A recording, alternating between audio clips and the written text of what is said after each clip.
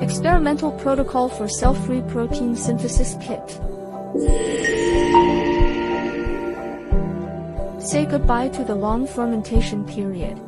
Welcome to the Best Enzymes Cell-Free Protein Synthesis Kit. It's a revolutionary tool for rapid, cell-free protein synthesis, enabling you to express target protein in just 1-2 hours and reach peak yields in 8 hours, with a maximum yield of up to 3 mg per milliliter, over 10 times faster than traditional fermentation-based expression.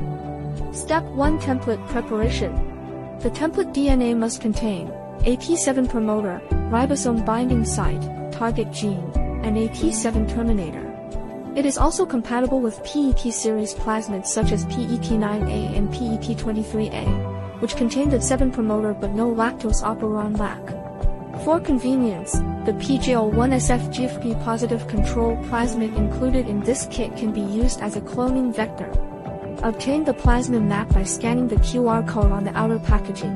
Template can be plasmid DNA, linear DNA, or mRNA. DNA templates can be obtained via first, plasmid amplification and extraction. Second, PCR amplification. Forward primer is designed about 200 BP upstream of T7 promoter, and reverse primer is designed about 200 BP downstream of T7 terminator. These 200 BP sequences protect the linear DNA fragment from degradation by endogenous exonucleases. Third, RCA amplification. Perform rolling circle amplification using Fit29 polymerase and random hexamers. The quality of DNA is critical for effective protein expression. Each of the three methods has its own advantages and disadvantages, allowing for selection based on specific requirements. Step 2: Reconstitution. Add 300 microliters nuclease-free water to A and 500 microliters nuclease-free water to B. The step can be omitted if using the non-lyophilized version. Step 3: Preparation of reaction system.